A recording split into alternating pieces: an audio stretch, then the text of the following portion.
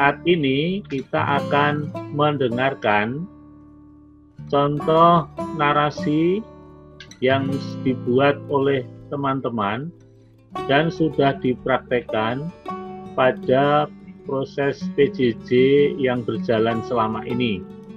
Nanti dari masing-masing unit akan membacakan atau menyampaikan narasi yang sudah pernah dibuat, ya. Dan untuk masing-masing yang sudah kemarin diminta untuk mempersiapkan narasinya, saya berharap ketika nanti diberi kesempatan langsung direspon ya. Dari yang pertama itu saya minta dari SD dulu, silakan dari teman dari SD untuk memberikan membacakan narasi yang sudah pernah dibuat. Kepada Ibu yang berada di perbatasan Indonesia, Bu Murti, silakan untuk mempresentasikan narasi yang sudah dibuat. Nah ini Bu, silakan. Oke, saya bacakan ya. Tanah adalah unsur penting bagi kehidupan. Keberadaan tanah di dunia, khususnya di Indonesia, tak lepas dari peran serta manusia. Semua orang membutuhkan tanah. Tanah digunakan untuk membangun tempat tinggal. Tanah digunakan untuk bertanam dan menghasilkan sumber makanan yang dibutuhkan oleh manusia. Di perkembangan zaman seperti sekarang ini, banyak manusia yang tidak bijak dalam memanfaatkan tanah. Di perkotaan, banyak dibangun gedung tinggi.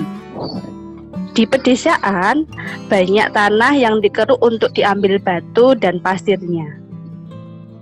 Ini mengakibatkan tanah menjadi tidak subur. Perilaku yang tidak bertanggung jawab tersebut berdampak pada berkurangnya produksi makanan yang berasal dari tumbuhan. Bila kondisi ini terus-menerus terjadi, maka hidup penduduk Indonesia akan terancam. Oleh karena itu, di subtema 2 tentang Tanah Indonesia Pemberi Kehidupan, Garuda ingin mengajak teman Garuda untuk menanam sayur dengan memanfaatkan tanah, barang bekas atau barang yang masih dapat dimanfaatkan kembali sebagai media, dan sampah dapur sebagai pupuk organik. Tanaman sayur dapat ditata dengan baik agar enak dilihat. Apakah teman Garuda mau mencobanya? Begitu Pak Windu. Baik, terima kasih Bu Murti sudah membacakan narasinya ya, menarik. Silakan yang dari TK. Oke, kedengeran. Silakan Bu Gita. Ya, kebetulan dari TK itu saya. Jadinya saya ingin membagikan. Jadi sebenarnya sebelum saya membagikan ini, saya mau cerita sedikit bahwa di TK itu narasi yang dilakukan ada 2, yakni narasi di awal untuk sebagai penghantar orang tua dan narasi penutup. Jadi ada narasi penutup untuk penutup setiap proyek. Nah, sebagai kesimpulan juga dan juga sebagai refleksi juga penguatan bagi orang tua. Nah, ini sendiri adalah narasi penutup untuk proyek yang pertama, hadiah terindah. Saya bacakan ya.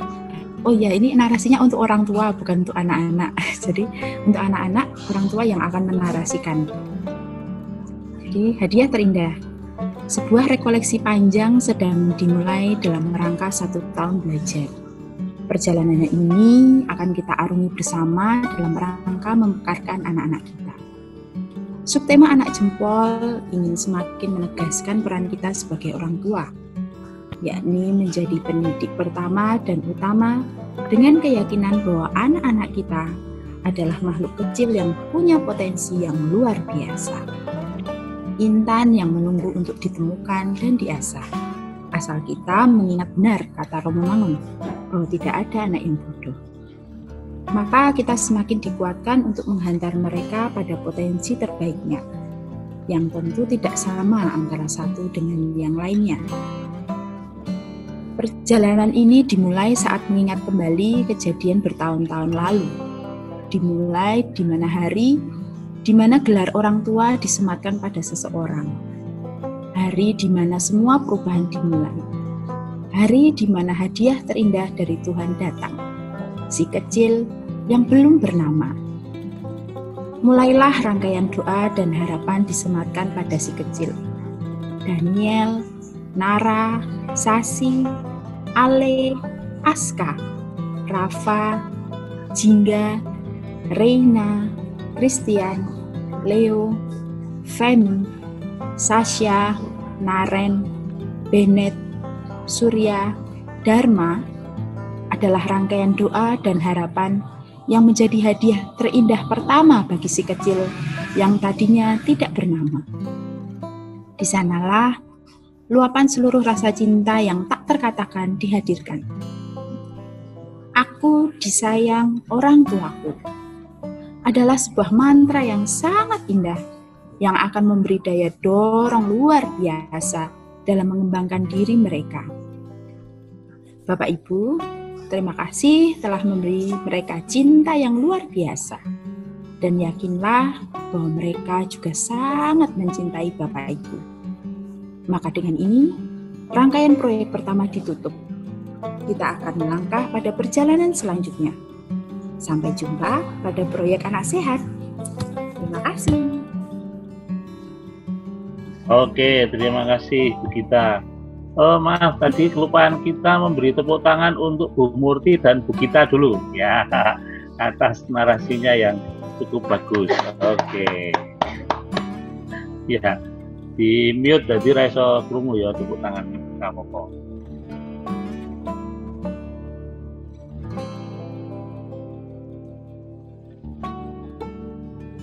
Nah, satu lagi untuk orang tua. Baik, berikutnya teman dari SMP, Bu Chandra. Silahkan Bu Chandra. Ini ternyata narasi kami ini baru perwakilan dari narasi satu hari ya Pak ya, dari seluruh rangkaian narasi yang kami buat. Ini salah satu sampelnya. Jadi pada hari Selasa 8 September 2020 itu kelas 7 akan menjalankan misinya sebagai sahabat Rangers dengan dibantu narasi seperti yang tertera pada layar. Saya bacakan ya. Ranger hebat adalah seseorang yang terus-menerus mau belajar, berproses, dan melihat kembali pengalaman berkesan yang membentuk dirinya. Pengalaman itulah yang membuat Ranger menyadari bahwa ada banyak orang yang mendukung perjalanan hidupnya. Dari pengalaman tersebut, ia juga menyadari bahwa setiap orang itu berbeda dan memberikan pengaruh atau dampak yang berbeda pula pada dirinya. Sahabat Rangers akan berproses untuk menjadi the new Ranger yang mau mengingat kembali pengalaman-pengalaman berkesan tersebut sebagai sarana untuk menerima dirinya. Selamat berproses ya. Nah, ini maksudnya kami akan mengantar teman-teman atau sahabat Rangers itu untuk mencari lagi atau mengulik kembali pengalaman-pengalaman yang berkesan dalam hidupnya dengan cara berdiskusi dengan orang-orang di sekitarnya, lalu juga mengambil tokoh-tokoh yang benar-benar mereka kagumi, mereka bisa belajar dari tokoh-tokoh tersebut, lalu di pertemuan selanjutnya untuk dinarasikan, tentunya dengan teks narasi dalam bahasa Indonesia yang baik dan benar, seperti itu kurang lebihnya. Baik, terima kasih Bu Chandra untuk narasinya. Ini narasi harian ya, saya kira juga cukup menginspirasi bagi teman-teman semuanya. Ya, baik, kita sudah mendengarkan narasi dari semua unit TK, SD, dan SMP dengan karakternya masing-masing. Nah, sekarang saatnya kita untuk saling berdiskusi, ya. Berdasarkan ingatan kita, ingatan pendek ya, baru 5-10 menit yang lalu tentang narasi, kita akan bersama-sama berdiskusi. Maka selanjutnya kita akan membagi teman-teman jadi kelompok, ya. Kita akan di breakout, nanti Pak Eko yang akan mengatur siapa bersama dengan siapa. Kemudian untuk teman-teman yang offline di SMP di Cepuwatu juga akan berdiskusi bersama di sana. Kemudian teman-teman TK yang ada di Kuera, ya, ada di bawah saya ini, silakan nanti juga akan berdiskusi di sana. Yang di Cepuwatu bersama Bu Dian, saya kira di sana ada. Kemudian yang di sini bersama Suster Ika. Kemudian yang di WFH nanti akan didampingi oleh teman-teman dari lab, ya. Oke, saya kira demikian prosesnya. Lalu Pak Eko sekarang akan menayangkan panduan diskusinya, tapi berikutnya nanti ya Pak Eko berarti ya. Kita akan ditampilkan panduan diskusinya, apa yang akan kita bicarakan dalam diskusi kita pagi ini. Ya, akan saya bacakan. Pertanyaannya adalah yang pertama, apakah narasi yang dibuat oleh guru mampu membawa anak dan orang tua pada proses yang sudah dirancang oleh guru? Satu, ya. Saya ulangi, apakah narasi yang dibuat oleh guru sudah mampu membawa anak dan orang tua pada proses yang sudah dirancang oleh guru? Kemudian yang kedua, dalam proses pembelajaran, hal apa saja yang bisa menjadi pengingat bagi anak sehingga termotivasi untuk melakukan pengulangan dan akhirnya meningkat menjadi pembiasaan? Pertanyaan kedua, dalam proses pembelajaran, hal apa saja yang bisa menjadi pengingat bagi anak sehingga termotivasi untuk melakukan pengulangan dan akhirnya menjadi pembiasaan? Tentu saja pembiasaan baik ya ini. Kemudian pertanyaan yang ketiga, dalam proses pembelajaran, guru adalah narator sekaligus aktor. Dalam posisi itu, apa yang sebaiknya dilakukan oleh guru agar mampu menarik perhatian saat relasi dengan anak dalam proses pembelajaran? Jadi kesadaran bahwa guru adalah narator sekaligus aktor, ini yang harus dibangun sehingga kemudian ada upaya untuk menarik perhatian anak ketika proses pembelajaran berlangsung. Nah, ada 3 pertanyaan ini, silahkan nanti didiskusikan. Waktu untuk diskusi adalah 30 menit, ya, 30 menit untuk diskusi. Sekarang akan di breakout untuk yang WFH, kemudian untuk yang offline yang ada di Cepuwatu dan di Kuera itu silahkan langsung berdiskusi dengan kelompok yang ada di situ. Ya, Pak Eko silahkan untuk mulai di breakout.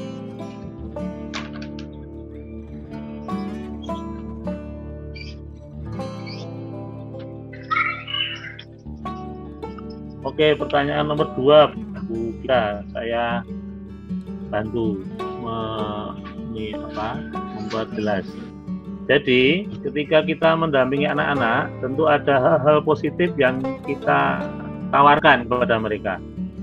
Lalu, apakah itu sudah cukup memotivasi bagi anak untuk mengulang lagi? Tidak perlu yang rumit, yang sederhana, memberi salam atau bertutur kata yang baik. Jadi itu setiap saat bisa menjadi pengingat untuk terus diulang oleh anak-anak. Jadi suatu saat dibutuhkan, itu akan dipanggil dari memori anak-anak, oh dalam situasi ini aku harus melakukan ini. Kurang lebih begitu ya. Nah, jadi apakah narasi kita sudah sampai pada tahap itu? Memberi kesempatan, memberi bekal anak untuk mengingat apa yang sudah kita berikan. Tawaran-tawaran positif yang sudah kita berikan. Ya, semoga bisa ditangkap pesannya.